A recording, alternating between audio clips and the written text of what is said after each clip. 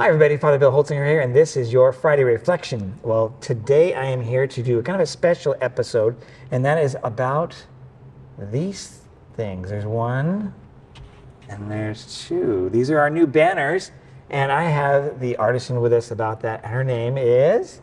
Hi, I'm Michelle Curry. Hi, Michelle. Come on, let's go over and take a look. I want to talk to you about what these are, so I thought let's get close and personal with these banners so you can describe the detail. And so as you go to church this weekend, you can see them, but you won't have to get real close because you will see them on the video close. So let's go this way. Okay.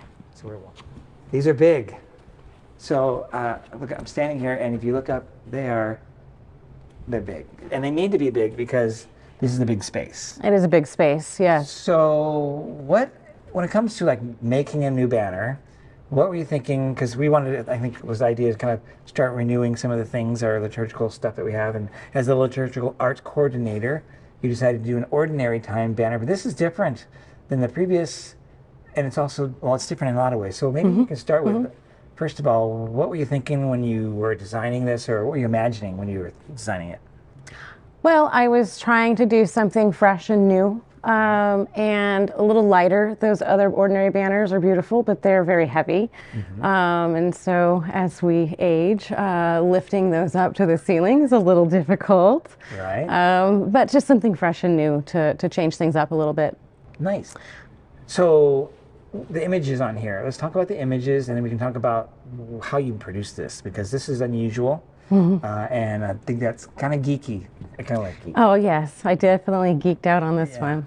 So talk about the symbols. I'm going to go ahead and as you talk, I'm going to kind of go up here and see if I can show them. Sure. Yeah. So I started out by taking a photo of the church, standing at the back of the font, and I brought it into Procreate, an app on my iPad, and I started just doodling lines.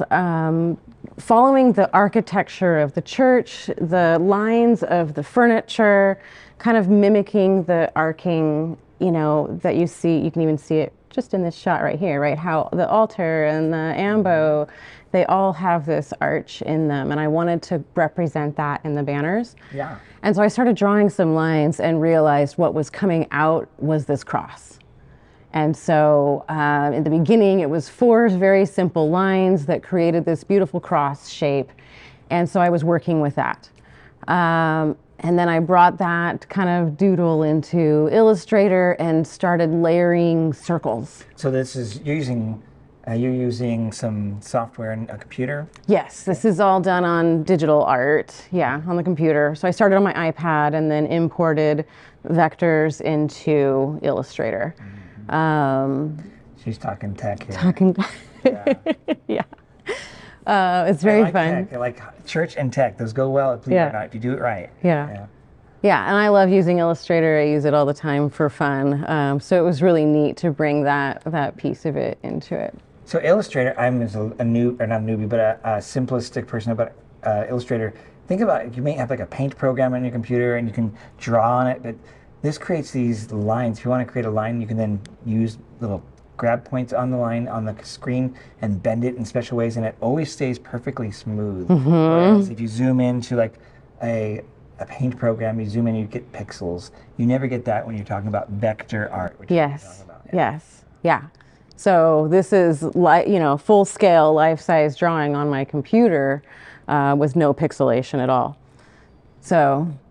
Okay, so we have an image of a cross. Yes. And that's created by overlapping circles. So it kind of brings in the Holy Trinity logo, essentially, the 3 overlapping circles. How many circles? Let's see. Oh, it's a lot more than 3. 2. I didn't count the circles. Well, ordinary time is green. That's the color that we use. There's some turquoise, the blue colors to pull in the blue from the furniture. Oh. So the blue pews and the upholstery, actually that's one of my favorite colors. So I didn't mind working with that color. And then, shades of green. So we've got, kind of a Kelly green, a brighter green, an olive green. And then of course the gold naturally was a good separator color. The cream color actually didn't come out until the very end. Originally, this was done in all greens. and I didn't like it. Every time I tried to send it to print, I didn't like it. And so I would go back and redo the colors every Probably time. pretty dark, I bet. It was really dark, and it just didn't work. And one day I got up in the morning and dropped in a cream color, realized that it opened up a whole new level of symbolism, and that was it. Well, so today, this week, was it Monday was the first day people saw it? Tuesday. So we're recording this on Wednesday. So yesterday, and already we have people like, I see this and I see that. So great, everybody. But I'm always curious, because this is my gig when it comes to liturgical art, is the more symbolic it is, the more we lose what it actually means. And you can make it up, but liturgy is supposed to speak itself, and you should be able to know what it is. So what were you thinking when you look at this? Clearly, I see a cross. Yes. I saw the Eucharist as well immediately after that. That's with the cream white color. Absolutely. Is that what that is? That is exactly the intended, yay, it worked. Yeah, right. Yeah, see, that's the point. So Yeah. if you ever go to a church, let's say, and you're looking at the art and you're like, what is that? That's probably where we start to lose, because again, the liturgy is supposed to be, a good liturgy is supposed to be clear and noble and simple and communicate a message. That could be multiple messages, but yeah. I've seen stained glass windows that's all red and sparkly, and like, well, what is that? Oh, that's the Holy Spirit. I'm like, well, what? Yeah. Oh, okay, yeah, sure. All right. Yeah. So the Eucharist, absolutely. That's what drew the whole thing together, and then it was a matter of overlaying, some finer details, putting in. Let's take a look at this. Not sure what you're looking at here. Textures, so this is something fun in Illustrator so this is printed on fabric, but we used fabric textures within Illustrator to represent fabrics. So there's colored textures that are painted on, essentially, printed on. So this feels like it's. But it's, yeah. It feels like, or it looks to me like there's, a texture but these little lines. Yeah, that's printed, yeah. That's crazy. I cheated. Wow. You cheated. Pumpkin eater. I cheated. Yeah. No, but that's a beautiful thing. So these are printed. To see, when we chatted about this, I kept thinking about something that would be cut with fabric and then sewn together. Obviously there's stitches. You have stitches, so yes. There's these stitches here. You were mentioning something about that earlier to me. Oh yeah. So trying to figure out what color to use for thread, I decided, with not much thought, that it needed to be red.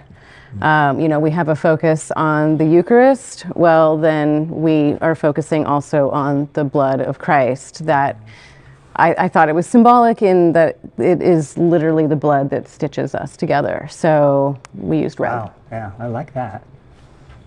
So have you ever done anything like this large or at all? I mean, to actually print on fabric? No, this was a first. So there's actual places that have printers that can print fabric? Yeah, it was cool. I found it, I geek out on my free time on Pinterest. I don't know, a lot of people may do that. And I found this website called Spoonflower, and you can upload any design you want and you print it on any fabric base that you want. We're not sponsoring. I'm not sponsoring, yeah. But we might put the URL somewhere on the coding here. Awesome. So yeah, it was just formatting and getting it to be in the right size. There's a size restriction, and so I almost had a moment of panic when I realized my file was too big to upload, but some tweaking in the settings made it just under, and we got it. Press it in a certain way. That allows you. Okay. Yeah. Wow. Well, folks, if you come to Mass today, or this weekend... When you come to Mass this weekend, or you happen to watch this on, let's say, streaming, if you can't make the Mass, note the banners. I think this is a wonderful example of artistry in its best. I'm biased. Of course, I like what Michelle's doing here, and I hope that you will as well. So notice these things. The art is intended to help us worship. There is a view that you need to see when we back it up. So let's do that and conclude this thing. So we're going to leave the sanctuary, they're going to say. And there. Ta-da! Oh, there, right there. So, can you see it? Can you actually see it's like a host? Pretty cool. Well, folks, I'm going to be preaching this weekend. Please pray for me. And also, thank you, Michelle, for the wonderful job with the banners. I can't wait to see what's going to happen soon or next, or who knows what it'll be. And I hope that you'll come here because we are looking for you to worship with us. God bless you all, and I'll see you this weekend. Bye-bye.